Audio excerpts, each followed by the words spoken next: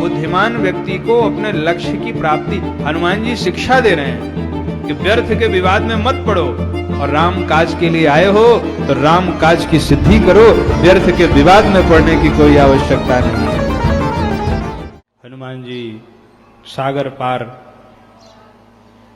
से माता सीता का समाचार लेने के लिए जाते हैं। अनेकानेक मैनाक का स्पर्श किया, सुरसा आ गई। सुरसा कहती आज खाऊंगी। हनुमान जी ने कहा माता जी खाना है तो खा लेना, पर पहले मुझे राम काज कर लेने दो।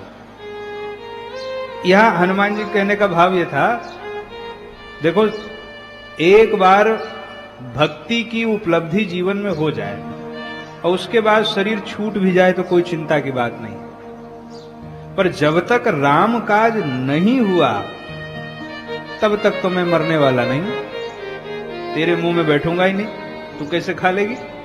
और ये गर्व हर सनातनी को होना चाहिए कि जब तक राम काज हमसे नहीं हुआ है तब तक मौत की भी मौत आएगी, जिस दिन हमारी मौत आएगी। जब तक राम काज सिद्ध नहीं हुआ तब तक मरेंगे नहीं, और जिस दिन राम काज हो गया, भक्ति जीवन में आ गई, तो प्राण छूटने को कल छूट जाए आज क्या चिंता है, क्योंकि इस मानव शरीर का उद्देश्य ही भगवान की भक्ति प्राप्त करना है। इसलिए हनुमान जी ने कहा कि मां, यही संबोधन है वहां, मां राम काज करी फिर मैं आऊं और सीता ही कई सुधि प्रभु ही सुनाऊं, तब तब बदन मुख पैठियों आई, सत्य कहूं मोई जान दे माई। सुरसा कहती बड़े चालाक हो बंदर, मौत के मुख से निकलने के बाद कोई फिर आता है, मैं अभी खाऊंगी।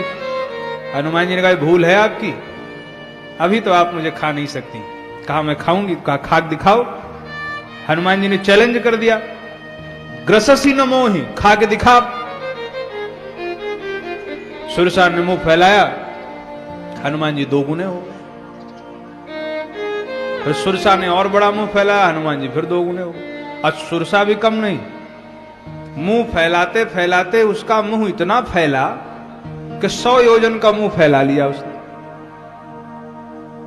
अब हनुमान जी ने सोचा ये 100 योजन का मुख फैलाई है, मैं 200 योजन का बनूंगा, फिर ये 400 योजन। जिसको यह काम करना है, जिसको झगड़े करना है, उससे कब तक बचोगे भाई। अब आपका काम क्या होना चाहिए? आपका काम होना चाहिए लक्ष्य की प्राप्ति करना। बोलो भाई सही है कि नहीं? गंगा जी का उद्देश्य क्या है? गंगा जी का उद्देश्य गंगा सागर में मिलना।